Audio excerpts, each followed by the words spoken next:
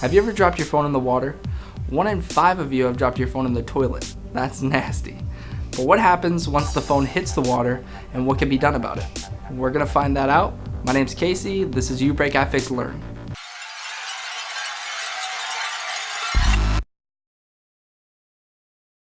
When a phone is dropped into the water, a couple very interesting and damaging things can happen. But it's really cool to look at 7,200 frames per second.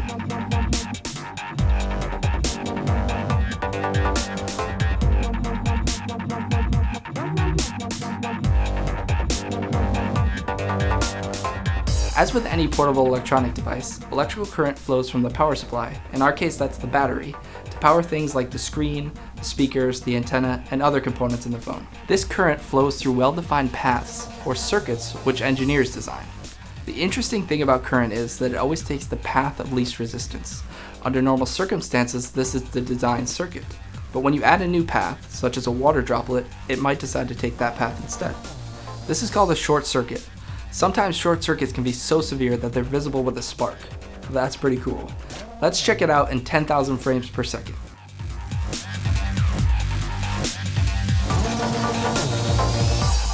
The likelihood of a short circuit and the severity of its damage depends on a few things: the type of liquid and the location of the liquid.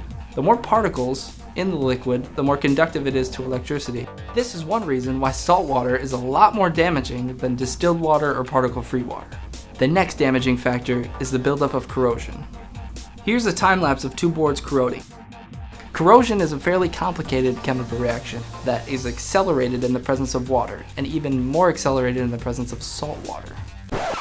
So watch out for those oceans. The result of corrosion can be severely damaged components, sometimes even beyond repair. So, you dropped your phone in the toilet. What do you do next? First things first, remove the battery as quickly as you can. This will reduce the risk of a short and slow down corrosion. If you can't get the battery out, bring it to your nearest uBreak iFix and we'll help you out. Next, you'll want to thoroughly clean all your device's components. The professional technicians at uBreak iFix disassemble your device and do this piece by piece. Lastly, we'll need to replace any items that were irreversibly damaged. For more information on our water damage service, visit us at ubreakifix.com/waterdamage. My name's Casey, thanks for watching. This has been uBreak iFix Learn.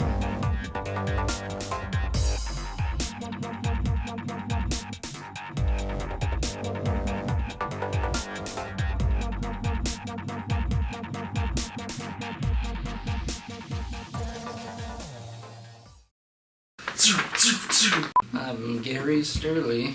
Have you ever dropped your phone in the water? 5 in 1 people. Nearly 1 in 5 people drop their smart. The likelihood of the liquid in the damage in the thing that we're doing.